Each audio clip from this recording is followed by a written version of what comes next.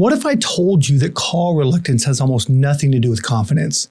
It's not because you don't know what to say. It's not because you need another script. And it's not because you're just not a phone person. In fact, some of the best communicators I know still hesitate before dialing. The real problem is much deeper. It's why you're making the call in the first place. My name is Wes, and I've spent almost 25 years selling homes. Today, I'm going to share one mental shift that has helped countless agents, including me, pick up the phone with far less hesitation. It won't eliminate butterflies, but it will dramatically reduce them. So let's get into it. The wrong reason. Most agents make calls with one goal. I hope I get business. That sounds innocent enough, but think about what that does psychologically. Every phone call suddenly feels like a test. Every conversation has pressure. Every no feels personal. Every voicemail feels like failure. You're measuring the success of the call by something you can't control. Did they list? Did they buy? Did they book an appointment? Did they say yes? That's a terrible way to judge whether a call was successful. Imagine a basketball player judging every practice shot by whether it won the championship. It doesn't make sense, yet agents do this every day. The real purpose of the call. Here's the mindset that changed everything for me. The purpose of the call isn't to get business. The purpose of the call is to help another human being while strengthening the relationship. That's it. The business is simply a possible byproduct. Think about the difference. Instead of calling to take, you're calling to give. Instead of trying to convince, you're trying to connect. Instead of asking, what can I get from this conversation? You're asking, how can I leave this person a little better than I found them? Those are completely different emotional experiences. Imagine walking into your favorite restaurant. The waiter walks up and says, I really need the money today, so I'd appreciate it if you ordered the most expensive thing on the menu. You'd immediately feel uncomfortable. Now, imagine a different server. Welcome, I'm glad you're here. Let me know if you have any questions. I'd love to help you have a great meal. Which one earned your trust? The second one.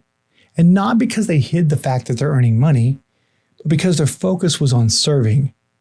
People can feel your intentions, sometimes before you've even finished your first sentence. So shift your mission. Before every calling session, I want you to ask yourself one question. Who can I help today? Not who can I sell? Who can I close? Who can I convince? Who can I help? Maybe it's sharing a contractor. Maybe it's giving them an update on neighborhood values. Maybe it's answering a question about interest rates. Maybe it's simply checking in because they've been on your mind. You don't have to manufacture value. You already know things that most homeowners don't. Use that knowledge to serve. Next, use a better definition of success.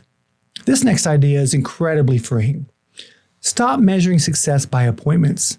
Measure success by conversations. Or, even better, measure success by whether you acted despite discomfort. If your goal today is make 20 helpful phone calls, you can win. If your goal is get 3 listing appointments, you may lose even if you did everything right.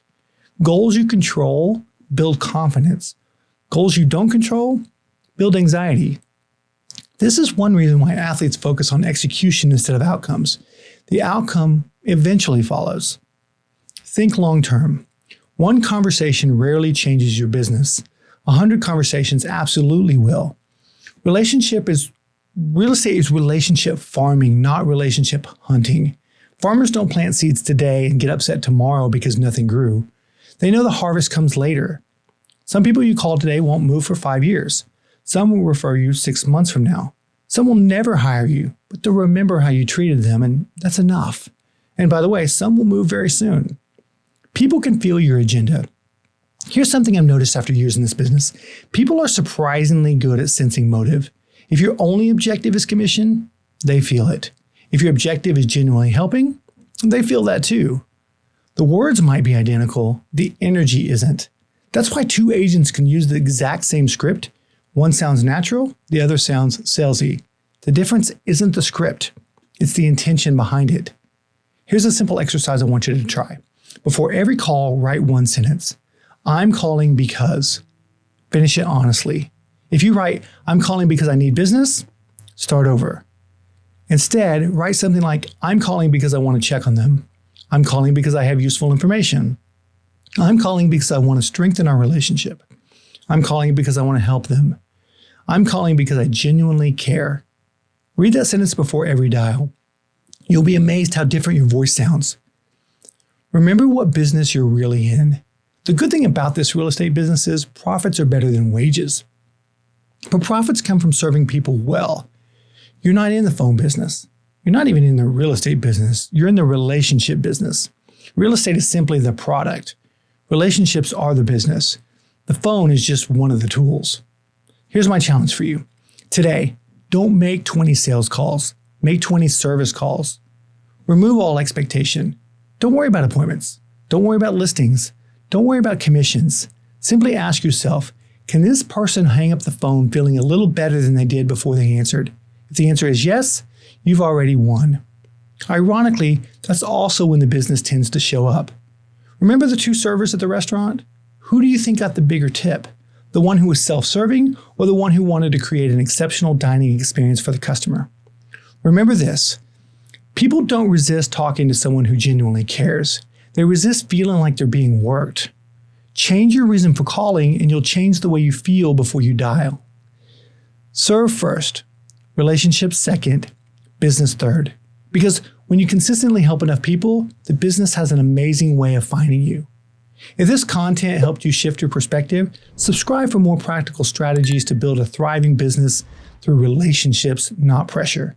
And until next time, go build your relationship portfolio. That's the one investment that keeps paying dividends for years to come.